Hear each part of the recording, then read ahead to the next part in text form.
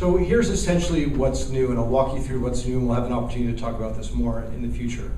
The CFL has worked with Football Canada, obviously the umbrella organization for minor football in this country, to produce thousands of concussion cards and posters. Obviously the big posters that you see on the wall here, and some concussion cards to be passed out in your press kits.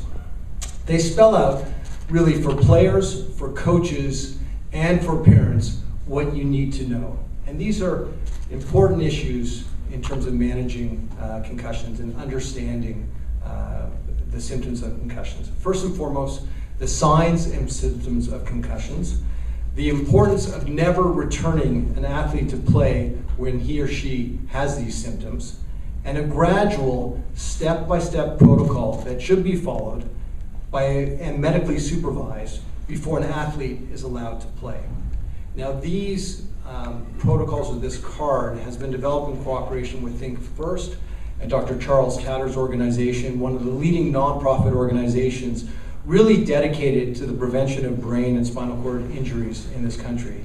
And these cards and these posters are being distributed across the country at all levels of sport and shared with other sports, primarily by the people that you see on this stage, by the CFL, by Football Canada, by the Canadian School Federation, representing high school football, by CIS, representing university football, by our Players Association, as well as our Alumni Association, which is joining us here today.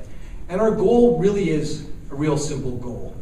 It is to make sure that this important information is on every coach's clipboard, it's in every team's locker room across this country, and it's in the hands of every player and every parent in this country.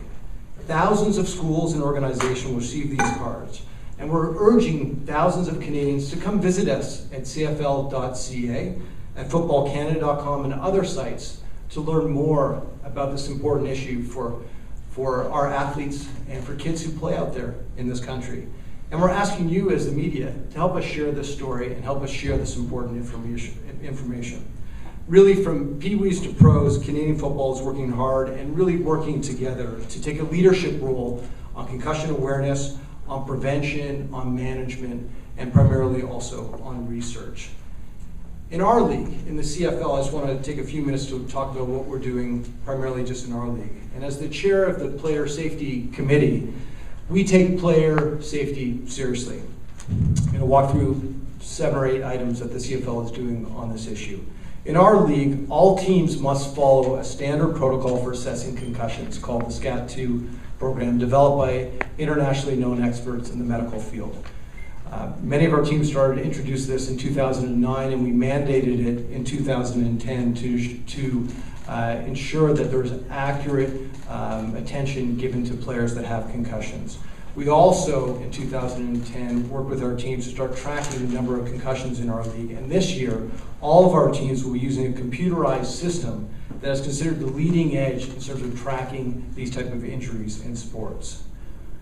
In terms of baseline testing, all CFL roster players are submitted to minimum baseline testing at the start of the season and just after training camp.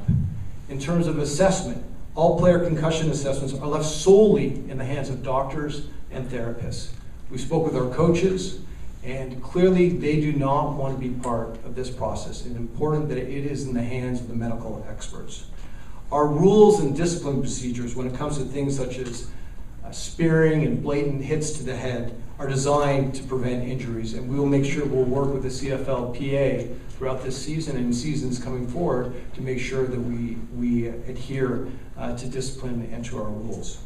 Our coaches also stress the simple importance of keeping your head up. You know, when we all played high school football, we were taught about keeping your head up in terms of tackling, and we need to do more of that. One of the things my office will continue to do is look at every game, every tape, and make sure that we're talking to the coaches every week during the season about reminding players to keep their heads up. We are also constantly looking at advancements in helmet technology, such as the Rydell IQ helmet, which many of our teams used in the past year to help promote player safety and health. And we're supportive of research of individuals like Dr. Charles Tatter and some of the efforts that Dr. Charles Tatter is trying to do in the coming years. You know, primarily I think, and I want to summarize, you'll hear this morning that football has come a long way from the old culture of, you know, you just had your bell rung and it's a red badge of honor and courage and you get back onto the field.